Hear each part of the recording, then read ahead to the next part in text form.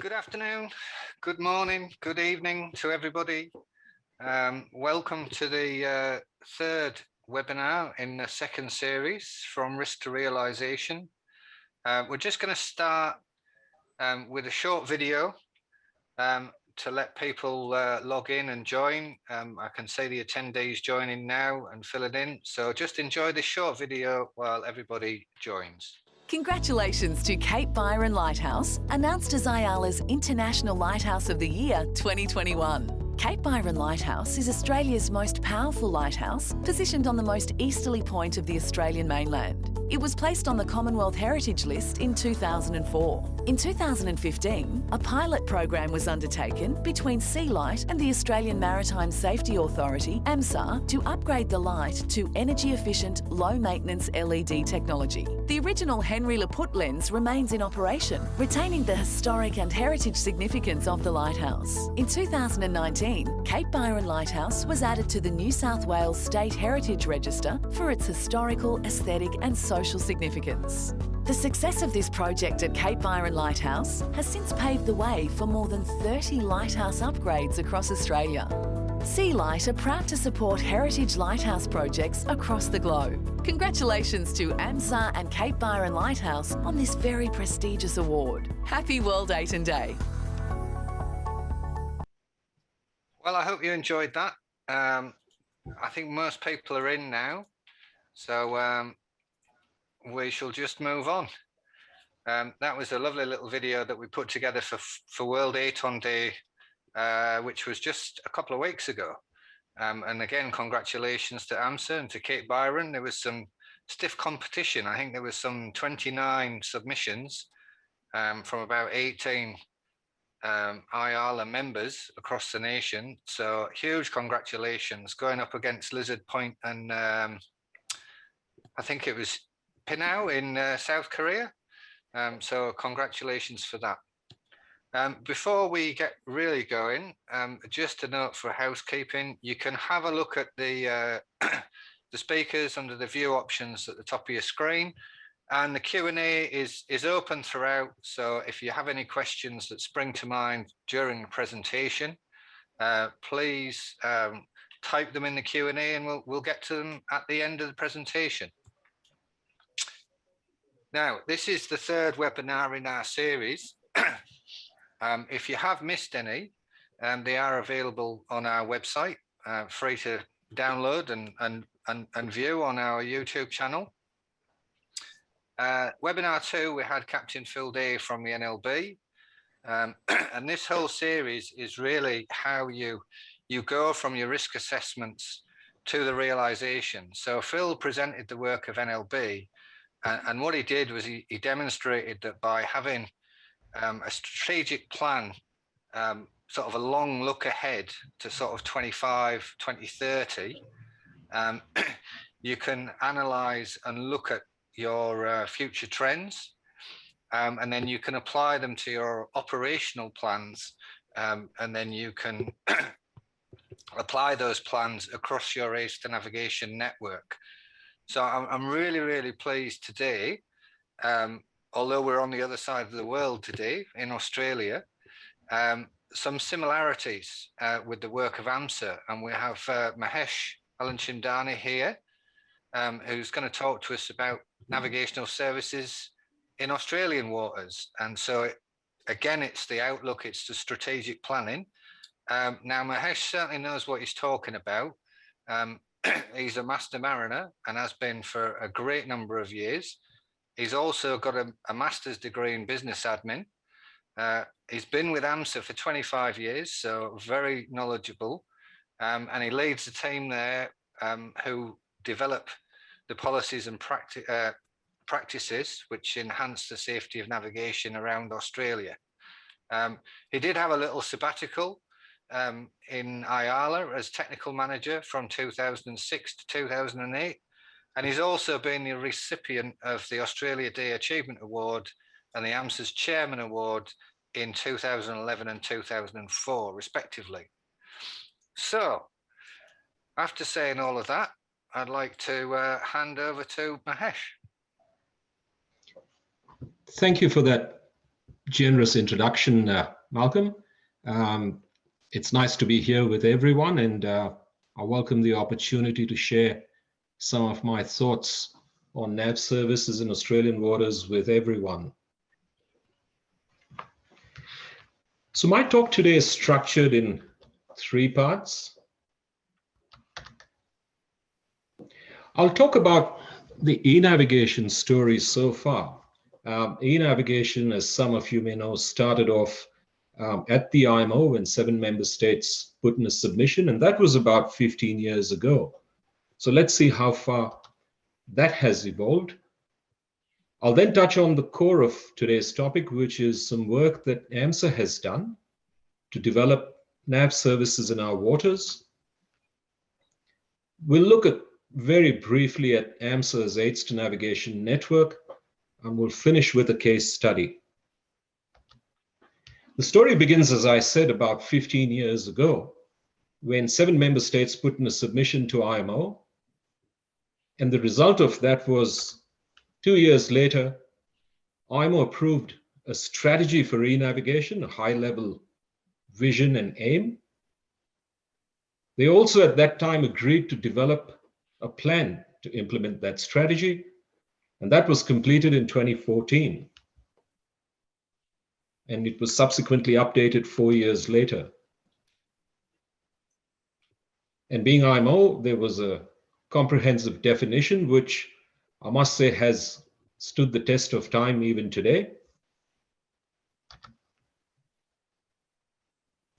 The definition is in 3 parts. I'll let you read it for a minute.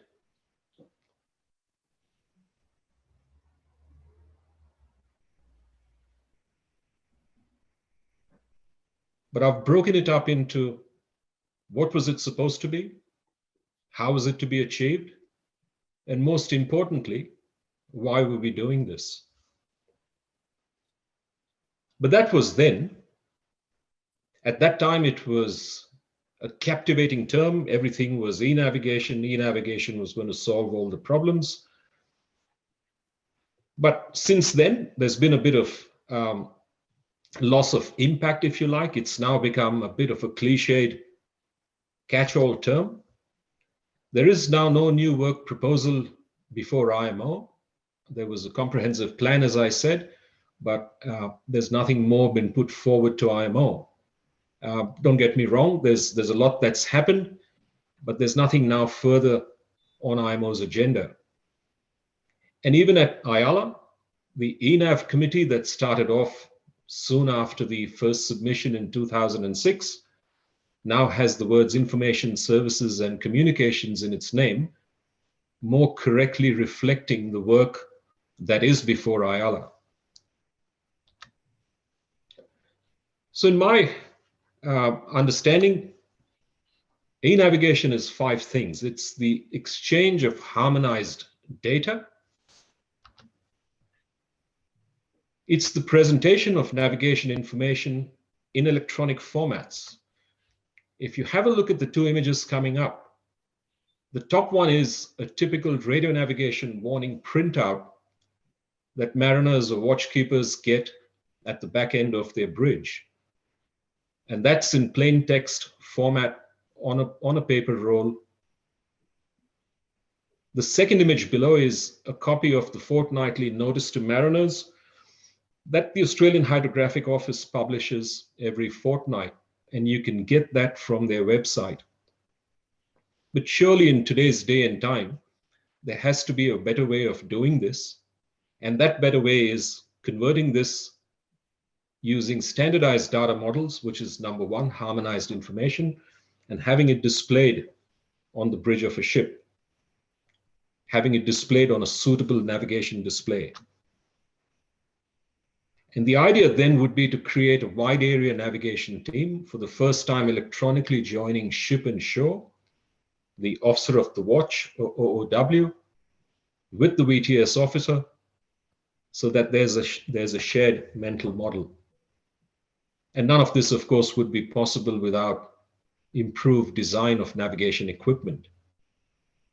And I know it's hard to summarize 15 years worth of what have we done in 15 years? But as far as the design of navigation equipment, a before and an after image will perhaps help.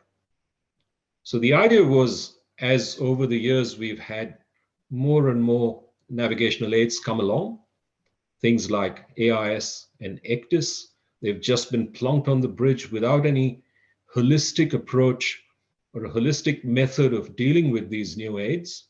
So the idea is to move from something like this, which doesn't have integration and increases workload and is detrimental to safety, to something that is more like this, which is good design, integration, and of course, at the back end of these screens are the harmonized data models. It's the exchange of information in electronic formats. So today, both the why and the how still remain valid. We're going to do it electronically, and we're doing it to improve safety, etc., as per the definition.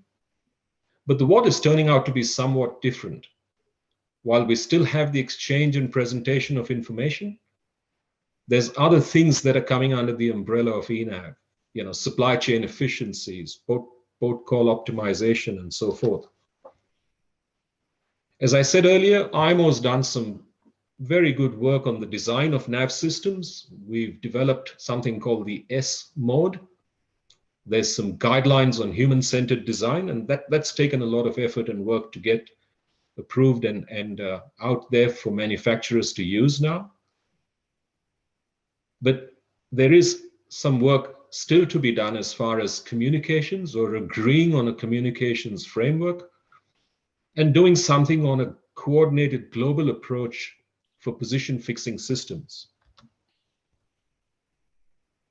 And of course, 15 years, our society is changing rapidly. We've now got disruptive technologies. Climate change is very high on everyone's agenda. We've got increasing automation. Cyber risk is growing. And I mentioned supply chain efficiencies. There have, since 2006, been numerous projects and testbeds. In fact, there were so many. These are some of the more prominent ones that were around then. But IALA actually has a website that captures both active and completed testbeds. And there wasn't enough room on the slide to capture all of them. So I've just gone from the letters Alpha to Mike, and that's the image you see on the right-hand side. So there's been a lot of work, I guess that is the message, in trying to sort of change e-navigation from an operational or from a concept to an operational reality. And so what of the future with all of this going on? I know it is difficult to make predictions, but AMSA has been on the front foot as far as e-navigation and navigational services are concerned. And when all of this was happening around 2008 and 9, we set up the first navigational services in Australian waters publication. We tried to sort of have a look at the next 15 years, and we managed to capture our thoughts into a succinct summary document, which we labeled as you see on the screen. But that was around 2009, 2010. And as time progressed and things changed so rapidly, it became readily apparent to us that that document needed to be revised. And so around 2019, we came up with what was called the Outlook to 2030. And this is available on AMSA's website should you want to download it. I've copied the table of contents there for you, but the one to dwell on and the one that I will deal with in the next few slides is section 4. And that really is about trends. What does that really mean for the industry? And equally importantly, what's AMSA's policy response going to be? So the first trend to look at is positioning, navigation, and timing. There are, as we all know, increasing GNSS, or Global Navigation Satellite Systems, being approved and coming online. The term GNSS is a generic term. The most common one that people would know is the United States operated Global Positioning System, or GPS.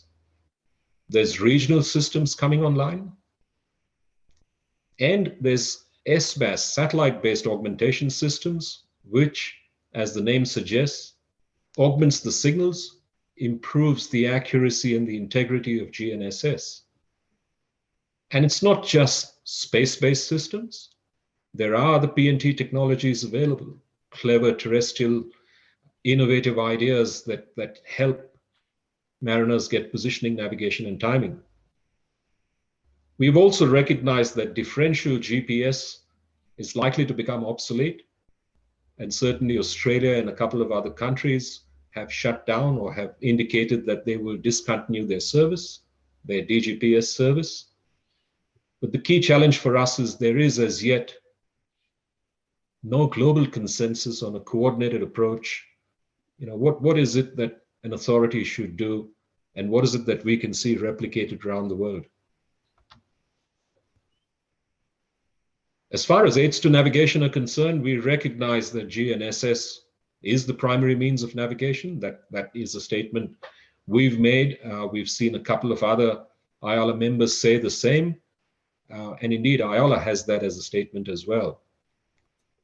But hand in hand with that, we recognize that visual aids will continue to remain essential for safe navigation. We also recognize the growing use of electronic aids to supplement the marking of hazards, and AIS as an aid to navigation is a classic example. But again, the key there is we need modern nav systems on board ships that have the ability to effectively display these electronic aids to navigation. Another thing that was not there with us in the earlier nav services document was something called digital maritime services. These, of course, and you saw the slide earlier where I had two examples of radio nav warnings and notices to mariners. But it's that sort of information that will improve situational awareness and ultimately enhance safety.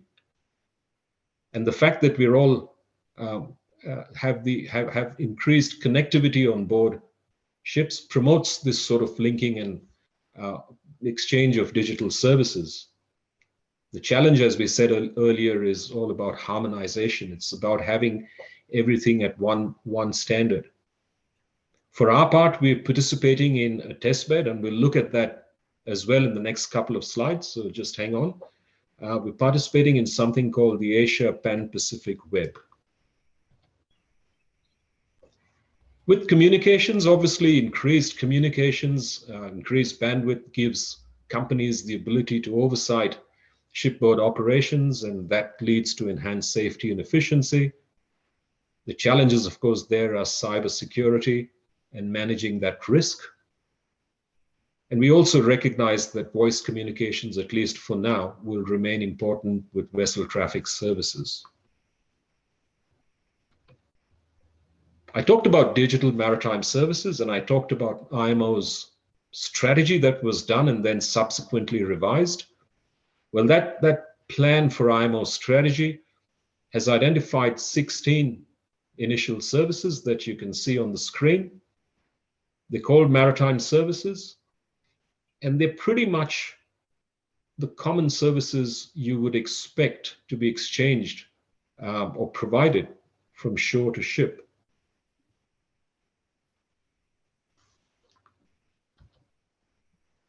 And the work that's going on now is basically to come up with the technical services that will underpin or sit behind those 16 operational services. So there's numerous, there's at least more than 2 instances of test beds for digital maritime services.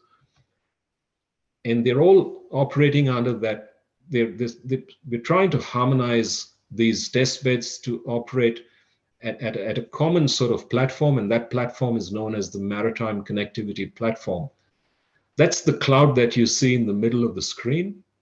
Interestingly, it was until a couple of years ago, it was known as the Maritime Cloud, but then we moved away from that definition because it wasn't a store of data as we understand cloud to be in our day-to-day use. So the term now used is Maritime Connectivity Platform. Those services, this is a slide borrowed from the Ministry of Ocean and Fisheries in the Republic of Korea, and hence the term Smart Navigation Services. But if you ignore that title for a minute and you look at those services that are in the box at the bottom of the screen, the idea is to get those harmonized, provided to the cloud, and we'll look at the cloud, or MCP, in a bit, and then test that out in something called the Asia Pan-Pacific Web, which is on the top left of the screen. But the ultimate goal, of course, is to provide it to a screen, as you see on the right-hand side of the image, on a shipboard terminal. Let's take a little look at the MCP, or the Maritime Connectivity Platform. So what you see in that cloud image is 3 modules. We need to have trusted and verifiable identities. We need to know who's who in the zoo. We need to be able to have people there with authorities and permissions to provide the information and to consume the information. We need a service registry or a directory. It's like a pizza menu, where those 16 services, or 16 operational services, are listed. And then the user can go and select the services that they want. And then, of course, there needs to be the mechanism to exchange this information in a secure and reliable manner. So that, in a nutshell, is the Maritime Connectivity Platform. And as I said, there are growing instances of MCP. There's indication that we had last month that a lot of countries are thinking about establishing their own instances. But obviously, the first thing that comes to mind is we do not want everyone having their own little MCP. The idea should be that all of this should be harmonized. And it's not very different if you think about the you think about the maritime buoyed system. In 1977, we had 30 different buoyed systems, and it was IALA that pulled everything together, and we now have maritime buoyed system A and B. I understand that they're 2 separate ones, but it's a vast improvement to the 30 that we earlier had. There are definitely challenges ahead. All of this seems very nice and doable, but it wouldn't be without its challenges. And 2 to mention are automation and cyber security. As far as automation is concerned, the key thing would be how does a user trust an autonomous system that they have?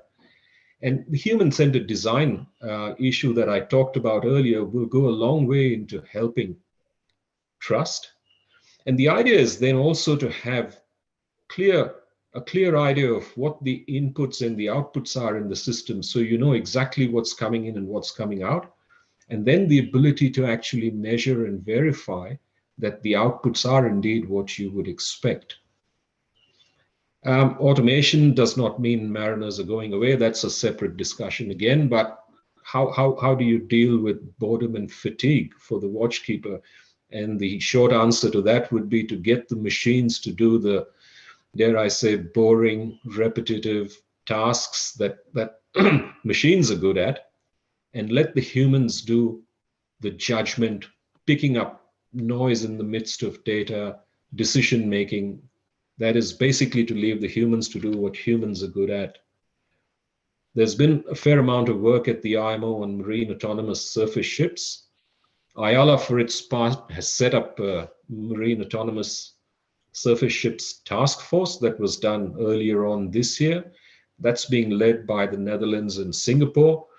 And no doubt we'll have, staying within IALA's remit, we'll have to come to a position on what sort of aids to navigation surface ships, autonomous surface ships, will need. And then, of course, there is the issue of training mariners for an age of automation. What type of skills and competence would we expect a seafarer in the next decade to have?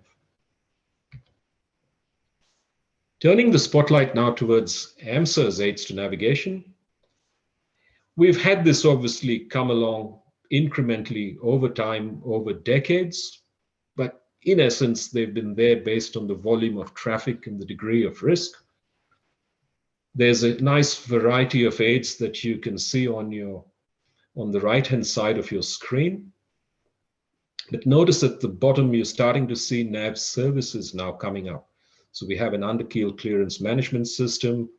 Reef VTS is a vessel traffic service, but the others still remain physical infrastructure, if you like. Here's some examples of AMSA's aids to navigation. Obviously, they're vastly different based on their location and the nature of the task required of them. But I just left that in to give you an appreciation of the wide variety of aids that AMSA has.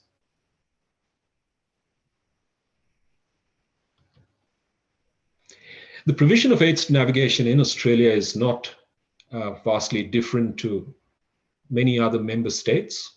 We all take our head of power, if you like, from the IMO's Safety of Life at Sea Convention, SOLAS 1974, Chapter 5, Safety of Navigation, and Reg 13, which is the establishment and operation of aids to navigation. That's where we get the requirement to provide aids to navigation.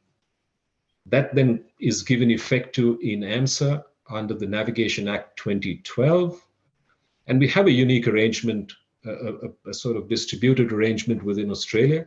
There's a division of responsibility where the states provide certain aids to navigation. So how does that work? Here's a bit of trivia for you. We're still working off what's known as a 1934 agreement, which was a letter then between the then Prime Minister and the state premiers. And that letter stipulated that AMSA would provide aids to navigation for ocean and coastal navigation, the costs of which are being met by the commercial shipping industry by way of what's known as a marine navigation levy. And the ports, states, and territories are responsible for the provision of aids, as I've put up on the slide. It's interesting that the majority of Australia's aids, and we've got several thousand, of course, they are majorly provided by the ports and states. And I'm pleased to say that the agreement that we have from then, which is what, almost 85 years old, it continues to work well. We have another unique arrangement here in Australia, which is that we've outsourced our maintenance service for aids to navigation. And it's been about 20 years since that happened. And you might ask, what has that done for us? It's given us consistency in service delivery and maintenance practices. And so we're able to apply this best practice across the entire network. Fundamentally, if I can sum it up, the contract's given us better value for money. And equally importantly, the partnership with the contractor, and it is a partnership, has allowed us to introduce innovation in materials, technologies, and new products. We're now in the 7th year of a 10-year contract. So this contract finishes in 2024. And mainly this last decade has been the transition of floating aids, the old steel buoys to synthetic buoys. We've upgraded our AIS stations to the latest version of ITU 1371. And we've converted incandescent LEDs and various lights, such as sector lights, rotating beacons, and in heritage lenses. And you saw an example of that when Malcolm had that video at the opening. So what's next, you might ask, as far as the contract's concerned? Well, we will continue to optimize our network. We'll continue to ensure that we provide aids to navigation based on, as I said earlier on, and what's reflected in SOLAS Chapter 5, based on the volume of traffic and the degree of risk. Some of the challenges we face, of course, are the aging infrastructure. For us in Australia, it's access to remote sites. And more recently, our experience has been responding to cyclones and bushfires and the large unplanned expense that we have in doing these, in responding to these events. We continue to remove and green the network, if you like, removal of lead paint and asbestos. As I said earlier on, visual aids will continue to remain important. We have an annual review program of our network. We tend to do about 20% every year, so that once every 5 years, the entire network's looked at. And we've got consultative forums where we work with industry.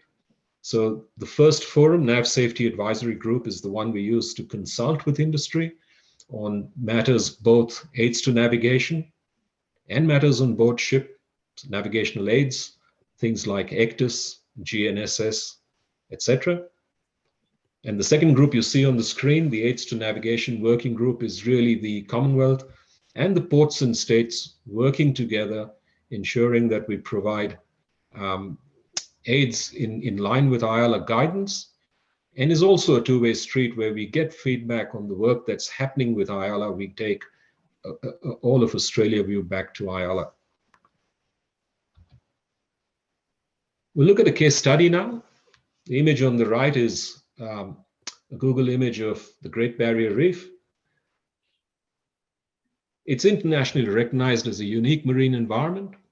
It was the first PSSA designated by IMO in 1990, 30 years ago, and it's had a World Heritage listing in 1981. The lines that you see there in reddish pink is an IMO adopted two-way route, and that was done in 2014. Arguably, it's the longest two-way route that IMO has approved. And more importantly, because of the navigationally challenging environment and the sensitive marine environment, it has about 40% of AMSA's aids to navigation, both on the mainland and on offshore sites. If you have a look at the image on the left-hand side, there's that little circle that I'd like you to focus on. And that's an area called Pipe and Shoals. It's just off Cape Melville. On the right-hand side, you can see a blue leg that is an additional leg that was, that's the case study that I'm going to just talk about.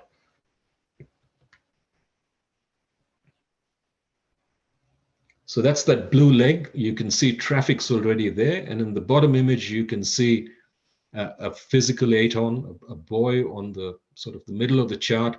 And you can see a virtual ATON on the top right. So what happened? That area is a compulsory pilotage area for certain classes of ships. And the coastal pilots requested that additional leg to be created. And that was around 2017. They said it was wider and safer. They experienced growing use by pilot exempt vessels, and they felt that that would separate both the north and southbound ships, improving safety. So AMSA worked with the Australian Hydrographic Office. We conducted surveys of that area to zone of confidence A1. So that's the highest level of depth and position accuracy that can be achieved. And that route was charted in 2019. Once we had that done, we had the buoy and the virtual aid. And then we took up a submission to IMO, simply because the entire route is an IMO adopted measure. We were not, it would be an oddity to have a leg over there that was non-IMO approved, recognizing fully well that IMO has long lead times to get these things, finally approved through the committee and subcommittee structure. But in that submission, we used IALA's IRAP Mark II. IRAP stands for IALA Waterways Risk Assessment Program. That's a computer-based software program that allows members to compute the probability of collisions and groundings. So we used that tool, and there were no surprises that we found. There was a massive reduction in head-on collisions, and the likelihood of groundings had reduced by half. So we were very comfortable with what was being proposed. And that use actually stems from an IALA recommendation, which says that as part of our decision-making process for aids to navigation, IALA recommends the use of risk management tools. And this is not the only one. IALA has a couple of others that can be used. So it all lined up very neatly for us. So again, where to from here? To me, it's about the further development and the introduction of digital maritime services. There is a lot of work to do to translate those 16 services, as I said, from a concept to an operational reality. And underneath all of that is what's known as S100 based product specifications. These are the harmonized data models. This is the standardized messages that will be exchanged between ship and shore. And there's a lot of work currently underway, both at IALA and IMO, at IALA and IHO, the International Hydrographic Organization, to progress this work. And that's probably worthy of a separate presentation. The shipboard platform for e-navigation, will it be ECDIS or INS, Integrated Navigation System? ECDIS was designed basically to be a combination of hardware, software, and data, a basic tool, a basic electronic navigation tool.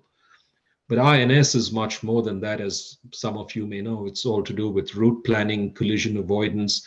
So will that be the platform to receive these additional services? Do we need to crowd the ECDIS with more information and thereby, dare I say, making that detrimental to safety? Or do we move it on to another platform?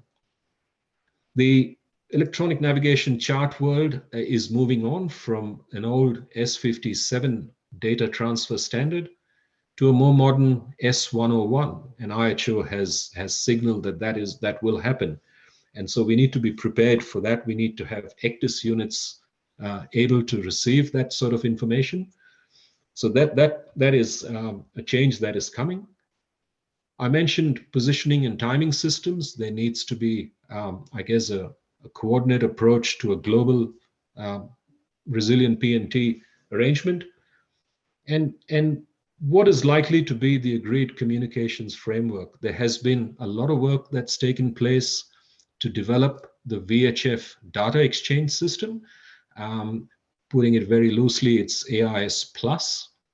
But is that the bearer of future communications, or will something modern with satellite capability come and trump this arrangement? Time will tell. And so this is it. It's coming, as I said. It's a nice quote that I've picked up from Victor Hugo, but what we also need to be mindful of is black swan events like the world's currently dealing with.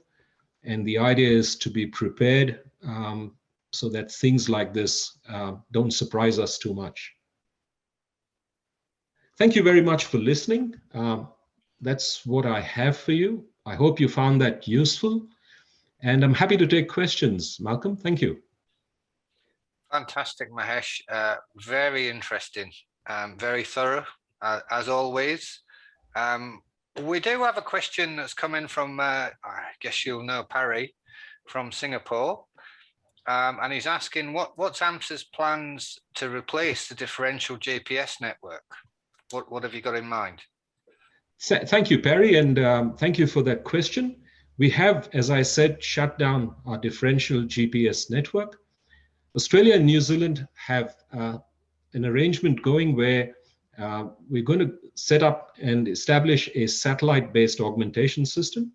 Both governments have funded this arrangement.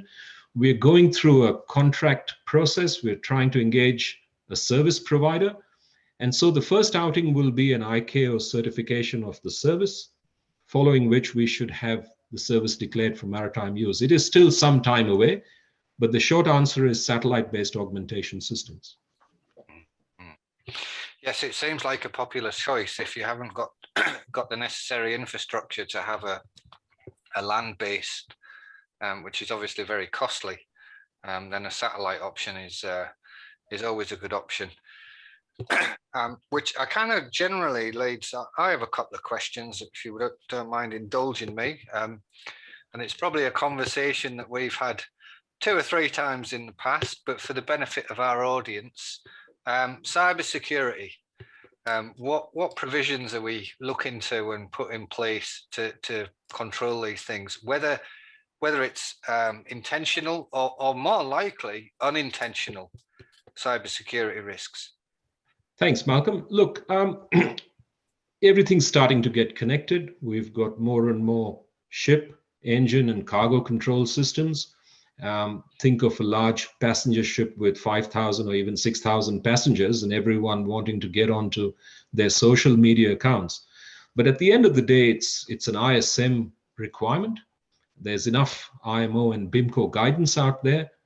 But I think fundamentally it needs to be driven from the top, from senior management. There needs to be an onboard culture of doing the right thing and making sure that systems remain safe. Simple things like not using a USB that's been passed around to do ECDIS updates and so forth. So in short, it's something that needs to be managed and it needs buy-in from the company to make sure that good practices are followed on board. Yep, absolutely. Certainly, I think the thumb drive is a definite case of unintentional cybersecurity risk. But I also think, and this sort of leads to my next question, with regards to, and I don't wish to be ageist, but certainly mariners of a younger generation are starting to come through now, and perhaps they're more content with electronic chart displays and systems. Where do you think it's going to go to with regards to holding paper charts and electronic charts? Do you think when IHO's replacement of S57 comes through, that will be the catalyst for the permanent change? Well, that's one aspect, but the issue is already here, Malcolm. It's here and now. So countries like the United States and even Australia have heralded that by 2025, we will no longer produce paper charts, right?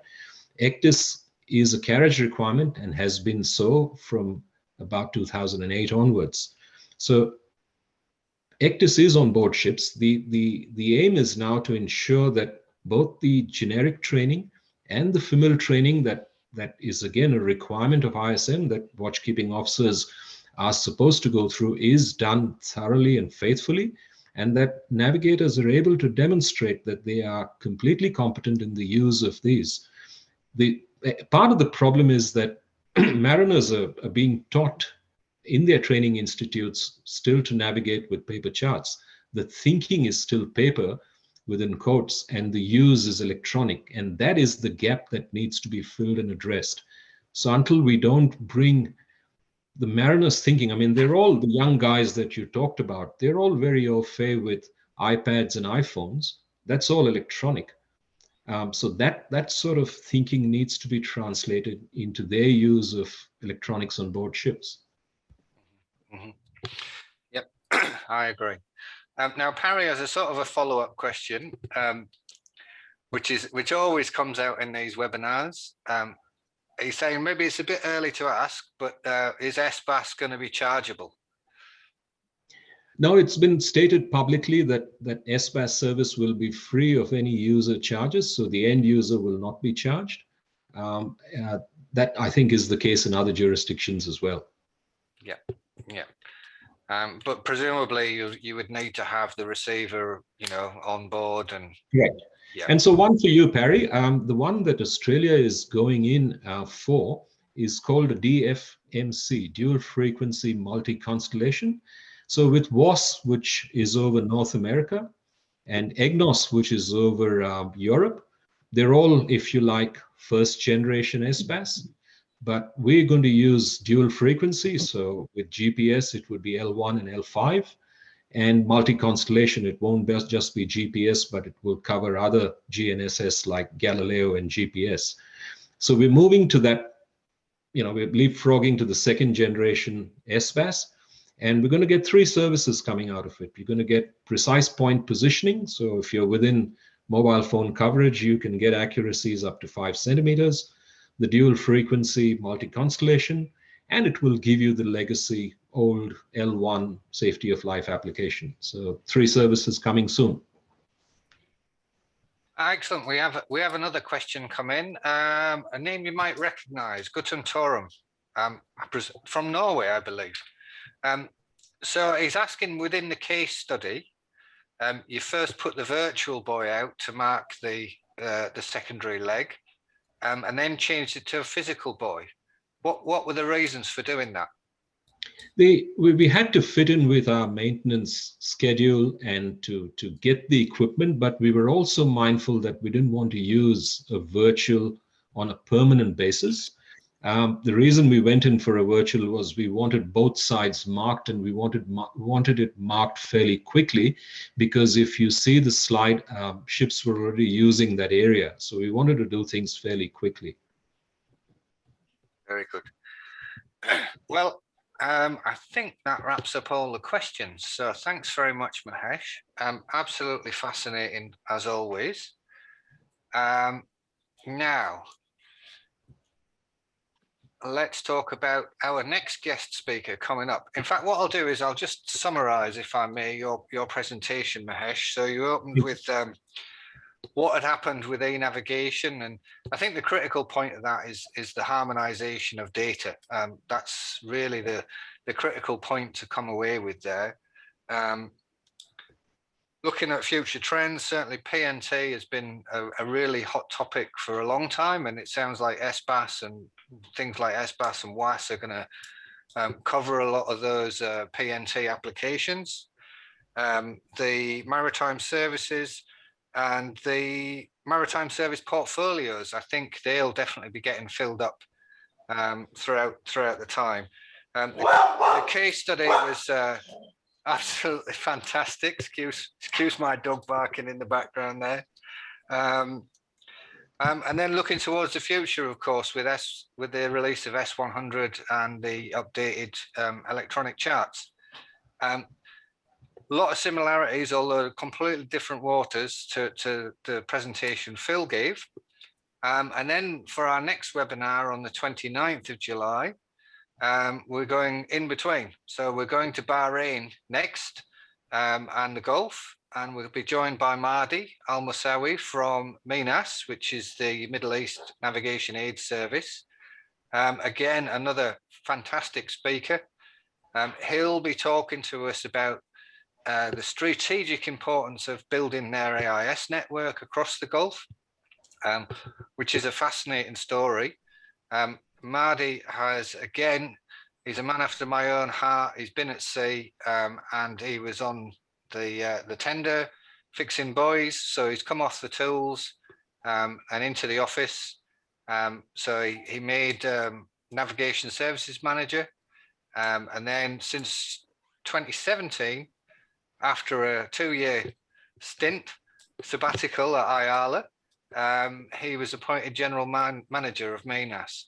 So I'm really looking forward to having Mahdi's presentation coming up, and it only remains for me to say thank you very much again, Mahesh.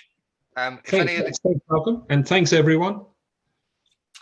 If anyone has any further questions, please feel free to contact either myself or Marianne, or even, I dare say, Mahesh directly. So if you would like to take part in a brief 60-second survey, we'd be awfully grateful. And thank you very much for all your wonderful comments. And we'll see you on the 29th of July. Thanks very much, everybody.